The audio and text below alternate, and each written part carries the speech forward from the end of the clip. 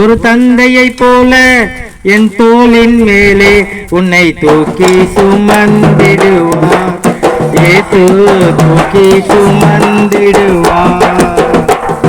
உள்ளங்கையில் உன்னை வருத்தவர் ஒருபோதும் மறப்பதில்லையே.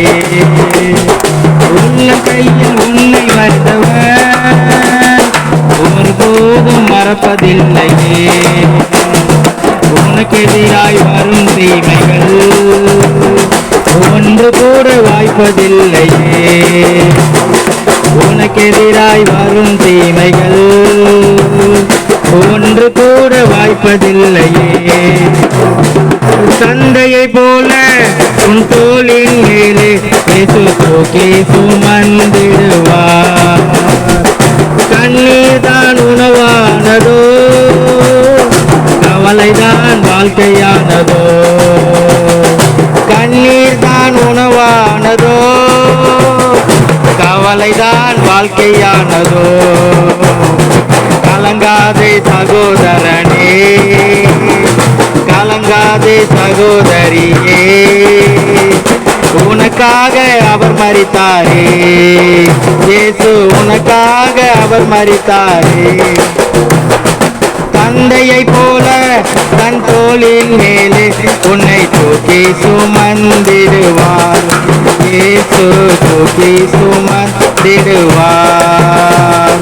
மனிதர் அன்பு மாறி போனதோ, மனிதானி சோர்ந்து போனாயோ.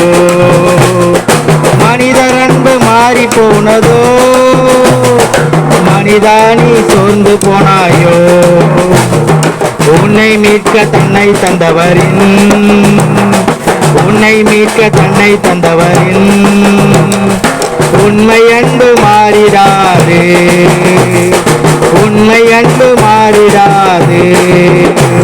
ஒரு தந்தையை போல தன் தோளின் மேலே உன்னை தூக்கி சுமந்திடுவார். இயேசு தூக்கி சுமந்திடுவார். அல்லேலூயா, ஆமென். நாங்க அன்றாக இயேசு கிறிஸ்து யாருன்னு இந்த இடத்துல சொல்ல வந்திருக்கோங்க. அவர் யாருன்னு பாத்தீங்கன்னா, வானத்தையும் பூமியை உண்டாக்கின சர்வ வல்லமுள்ள தேவன். அவர் நேற்றும் என்றும் என்று மாறாத ஒரே கடவுள். அந்த ஏசப்பா சொல்றது, வருத்தப்பட்டு பாரம் சுமக்கிறவர்களே நீங்க எல்லாரும் என்னிடத்தில் வாருங்கள், நான் உங்களுக்கு இளைப்பாறுதல் தருவேன் அப்படின்னு சொல்றாரு. அந்த அருமையான இயேசு கிறிஸ்துவ குறித்து நாங்க இங்க சொல்ல வந்திருக்கோம். அவர் நீங்க ஏற்றுக்கொள்ளணும் சொல்லிதான் நாங்க இந்த இடத்துல சொல்ல வந்திருக்கோங்க.